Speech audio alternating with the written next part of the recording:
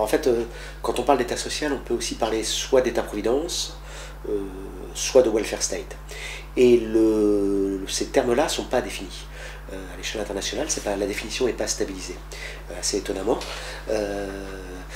Durant les 30 Glorieuses, on avait plutôt tendance à retenir une définition large de l'État social, ce qui est souvent retenu aujourd'hui, depuis une trentaine d'années, fréquemment, dans la plupart des travaux, c'est une définition assez étroite, où en fait on réduit l'État social, l'État-providence, le welfare state, à la seule protection sociale. Moi, je suis plutôt favorable à retenir une définition large de l'État social. Alors, quelques mots sur cette définition étroite ou large. Le livre le plus fréquemment cité, la référence absolue en fait, en matière de comparaison internationale sur les États-providence, c'est le livre de Gotha Esping Andersen, un Danois, qui a été publié en 1990, et qui distingue trois modèles d'État social ou d'État-providence.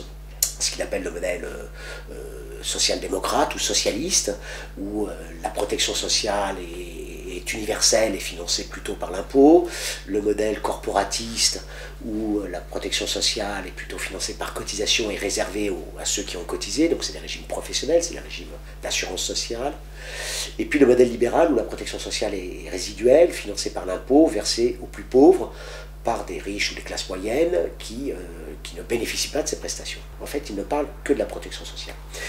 Moi, je vous invite à retenir une définition large de l'État social, autour non pas d'un seul pilier, mais de 4 piliers.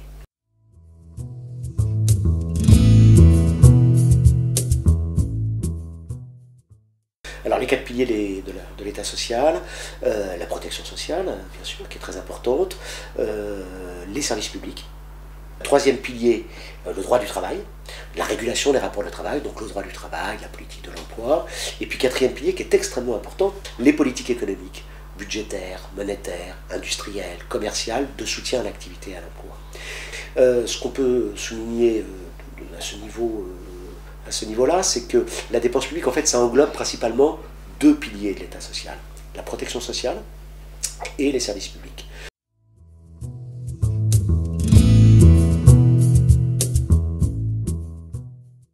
Les indicateurs des dépenses publiques qui ne prennent en compte que les 2 premiers piliers d'État social, c'est la protection sociale et services publics, quand on regarde sur une longue période, on a une très très forte hausse, et dans tous les pays, avec un tempo différent, des nuances entre les pays, mais enfin, dans tous les cas, il y a une très forte hausse.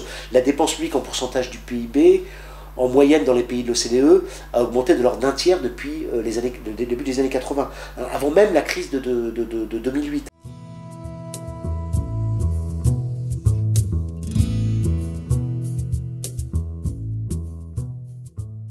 La France est plus corporatiste, assurantielle avec l'Allemagne du point de vue de la protection sociale, même si ça a beaucoup changé ces 30 dernières années, acceptons-le. C'est-à-dire qu'on a des systèmes d'assurance sociale avec plein de caisses de retraite, etc. Très bien. Le régime de base en France de la sécurité sociale ne gère que 45% des dépenses globales de protection sociale. Donc effectivement, la typologie d'Esping Andersen, à ce niveau-là, nous dit des choses tout à fait pertinentes. Mais pour les autres piliers, ça ne va plus du tout. La France, du point de vue des services publics, elle est beaucoup plus socialiste, social-démocrate, que la plupart des pays scandinaves. Au Danemark, on a 80% de syndiqués, mais parce que pour bénéficier de l'assurance chômage et des services de l'emploi, il faut être syndiqué. En France, ce n'est pas le cas, ce sont des services publics, donc on est de ce point de vue-là dans une optique beaucoup plus universaliste que le Danemark. Donc en matière de services publics, la France, avec sa tradition justement de services publics adossés à l'État, elle est beaucoup plus socialiste, universaliste.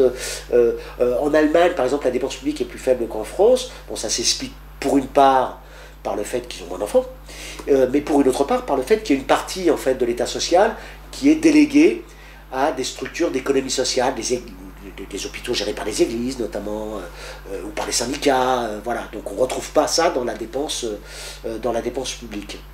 En matière de droit du travail, la France est beaucoup plus socialiste. On a un droit du travail qui joue un rôle important que les pays scandinaves qui sont beaucoup plus corporatistes. C'est pour ça que notamment au Danemark et en Suède, il n'y a pas de salaire minimum. C'est parce que c'est les syndicats qui ont exigé ça sur le thème. On veut le faire, nous, on veut mettre en place des salaires minimums conventionnels qui seront plus importants que celui que l'État est susceptible de mettre en place. Donc c'est pour ça qu'il n'y a pas de salaire. Donc du point de vue de la typologie d'Esping-Andersen, en termes de droit du travail, ça ne marche pas du tout cette typologie.